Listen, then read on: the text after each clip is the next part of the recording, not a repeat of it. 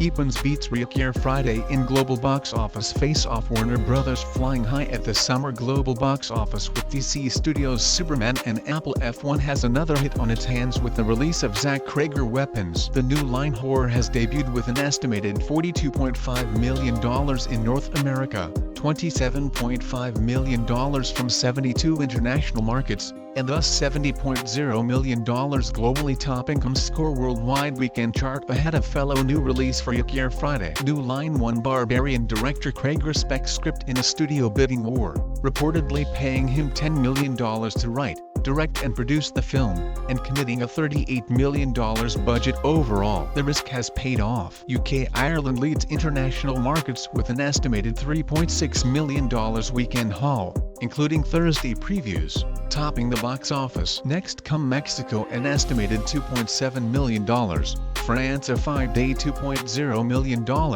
Australia $1.8 million, and Spain $1.6 million.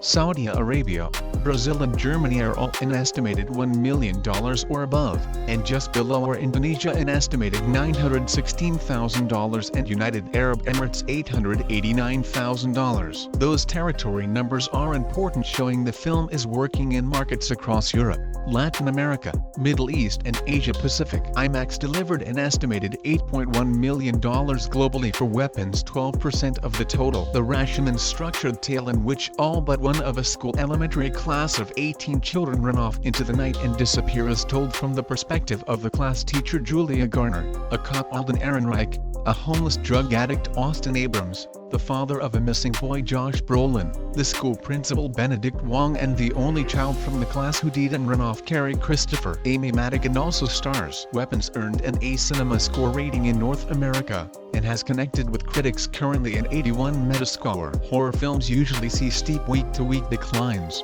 but Weapons audience ratings, plus the character-driven film broader genre positioning including mystery and dark comedy, might encourage Warner Brothers to hope for sustained success. Reakir Friday lands runner-up spot with $44.5 million launch, while Disney Reakir Friday lost the global box office battle to Weapons. The belated sequel number should do just fine. Nisha Ganatra film has debuted with an estimated $29.0 million in North America and $15.5 million across 46 international markets, combining to deliver $44.5 million worldwide. The film is a sequel to 2003 Freaky Friday, which reached $110.2 million in North America, plus $50.6 million for international, and thus $160.8 million worldwide. These numbers are not adjusted for inflation.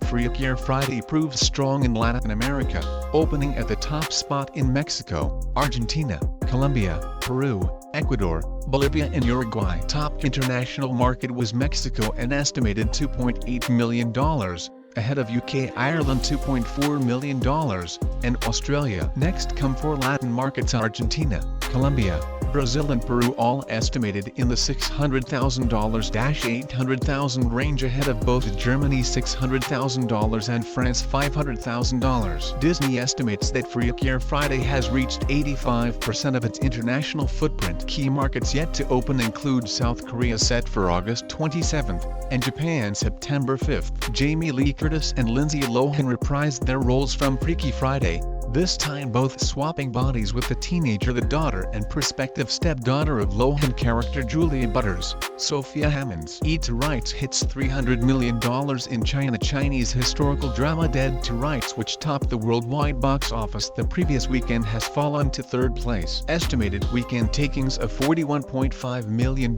bring the total after 17 days of play to $306.7 million.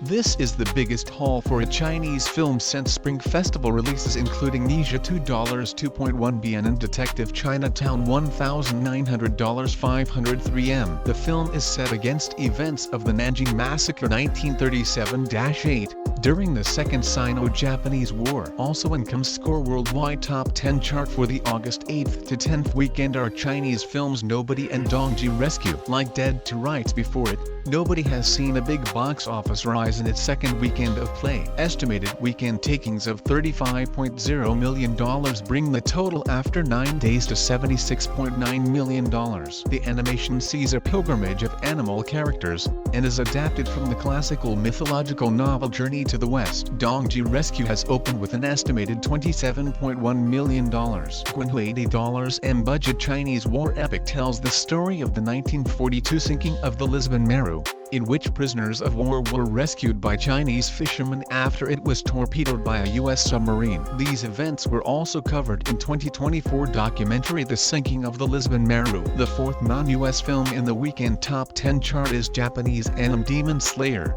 Kimetsu no Yaiba Infinity Castle. Estimated takings of $14.6 million in Japan and Taiwan bring the total for Haruo Satozaki film to $145.6 million. In 2020, Demon Slayer, Kimetsu no Yaiba Mugen Train grossed $485.5 million worldwide, including $365.7 million in Japan, according to available data. Jurassic World Rebirth teeters on edge of $800 million.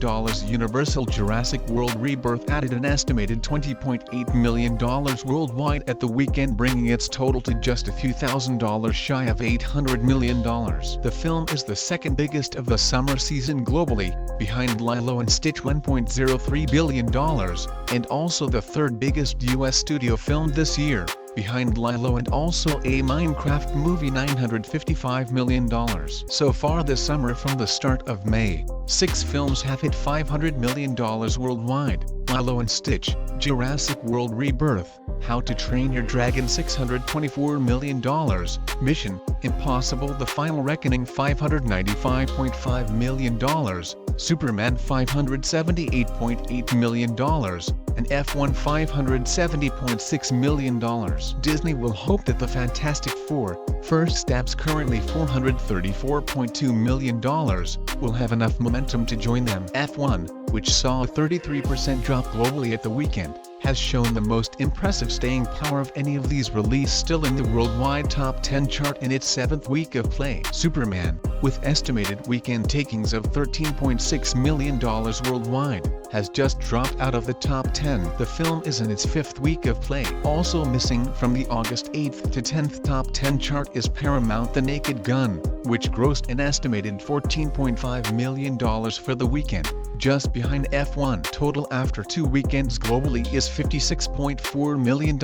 Making the top 10 is Universal DreamWorks' The Bad Guys 2, which is now in its 2nd weekend of play in North America and is continuing its international expansion. Global total is $84.0 million. The Animal Caper is a sequel to 2022 The Bad Guys, which is adapted from Aaron Blabey graphic novel series, and grossed $250.4 million worldwide. Universal reports that, with $40.5 million so far for international, The Bad Guys 2 is performing ahead of its predecessor at the same point in those markets.